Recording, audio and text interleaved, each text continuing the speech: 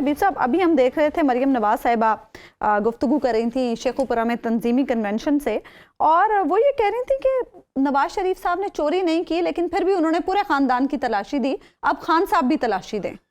دیکھیے یہ کوئی انصاف کا تقاضا اس طرح تو پورا نہیں ہوتا، یہ دراصل ایک پولیٹیکل جسٹس آپ اسے کہہ سکتی ہیں کم از کم، کہ اگر کسی طریقے سے ایک شخص پھنسا ہے تو دوسرا بھی پھنسایا جائے، تو شاید اس طرح پولیٹیکلی تو آپ ایک پولیٹیکل آرگومنٹ تو یہ ہو سکتا ہے، لیکن یہ لیگل آرگومنٹ بہرحال نہیں ہو سکتا۔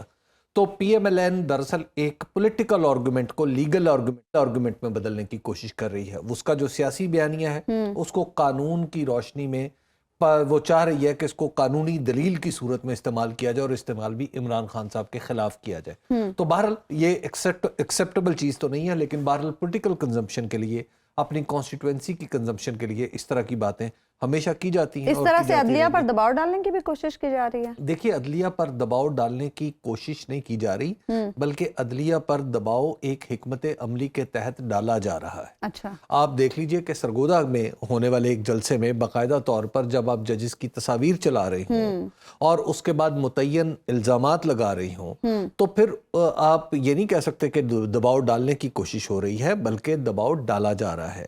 لیکن ہماری عدلیہ جو ہے وہ بہرحال ہم over a period of time, ہمارے جو بیشتر دستوری ادارے ہیں وہ پوری طرح گرو نہیں کر سکے، اور اس میں عدلیہ بھی ظاہرہ شامل ہے۔ بہت ساری دستوری روایات ہیں ابھی جو بننی ہے، کچھ بن چکی ہیں لیکن وہ بھی اس طرح مقدس نہیں ہو پائیں جس طرح دنیا کے دوسرے دستوری ملکوں میں ہوتی ہیں۔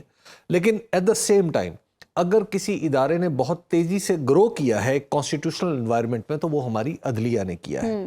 تو اس بارے میں تو کوئی شک نہیں۔ تو عدلیہ کو بخوبی یہ اندازہ ہے کہ جو پولیٹیکل لیڈرز ہوتے ہیں، جو سیاسی جماعتیں ہوتی ہیں، ان کے اپنے اپنے مفادات بعض اوقات انہیں مجبور کرتے ہیں کہ وہ اداروں کو انسٹیگیٹ کریں، وہ انہیں انگیخت کریں یہ کوئی ایسا کام کرنے پہ جو کسی سیاسی جماعت کو فائدہ نقصان دے سکے۔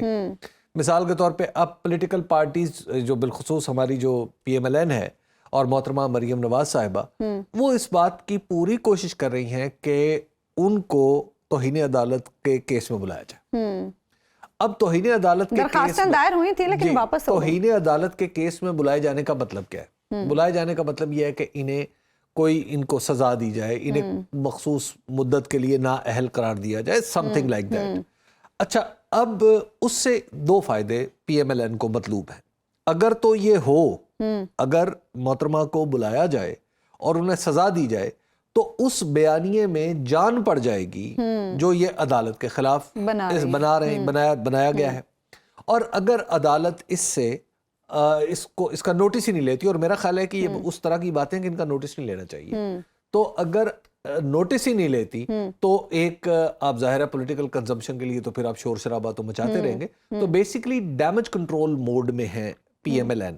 اور اس وقت بھی اگر آپ دیکھیں تو محترمہ مریم نواز صاحبہ کی جو تقریر ہے وہ اپنی موجودہ حکومت کے بارے میں نہیں ہے، موجودہ حکومت کے ان حالات کے بارے میں نہیں ہے جن میں مہنگائی کے بارے میں کوئی ذکر نہیں وہ کرتی، مہنگائی کا ذکر نہیں کر رہی، وہ ایک مخصوص واقعے کا ذکر کر رہی ہیں جو 2017 میں پیش آیا۔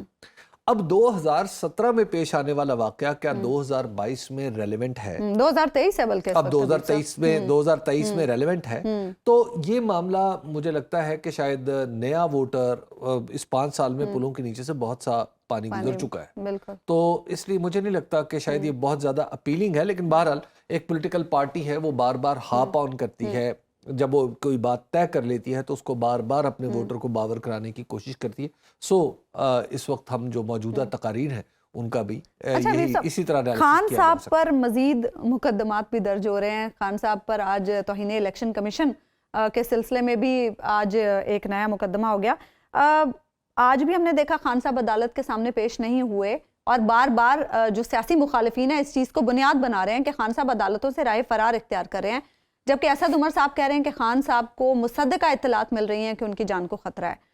واقعی خان صاحب کی جان کو خطرہ ہے یا خان صاحب عدالتوں کے سامنے جانا نہیں چاہتے؟ دیکھیے عظمیٰ 2007 میں نا، جب 2006 سے آنورڈ 2006 میں محترمہ بے نظیر بھٹو بار بار یہ کہا کرتی تھیں کہ ان کی جان کو خطرہ ہے۔ پھر رون سسکن نے اپنی کتاب جو لکھی ویز آف دا ورلڈ میں، اس میں بھی انہوں نے بڑی ہی مطلب یہ پوری ڈیٹیل سے یہ بات بتائی ہے کہ کس طرح محترمہ جب وہ برطانیہ میں تھی اور پھر امریکہ انہوں نے رابطہ کرنے کی کوشش کی اور کس طرح وہ اپنی سیکیورٹی کے بارے میں فکر مند تھی. اچھا وہ ساری باتیں اس وقت ایسا لگتا تھا کہ جو پیپلز پارٹی کے ناقدین تھے کہ شاید محترمہ بے نظیر بھٹو ایک پولیٹیکل ایک سیاسی کشش حاصل کرنے کے لیے وہ یہ کام کر رہی ہیں، اور وہ دراصل ساری کی ساری ذمہ داری ڈالتی تھی جنرل پرویز مشرف پہ اور ان کے ساتھ کچھ لوگوں پہ. اب اس وقت ان کی جو گفتگو تھی اس میں جب وزن نظر نہیں آتا تھا، وزن ان کے ناقدین کو نظر نہیں آتا تھا. اور آنیسٹلی آپ مجھے یہ اعتراف کوئی باک نہیں ہے کہ میں بھی ان لوگوں میں تھا جو سمجھتے تھے کہ شاید یہ ایک گرینڈ پولیٹیکل بیانیہ ہے، گرینڈ پولیٹیکل نیریٹو ہے جس کا یہ حصہ ہے. لیکن جب وہ آئیں پھر کارساز ہوا اور پھر الٹیمیٹلی ان کی شہادت ہو گئی.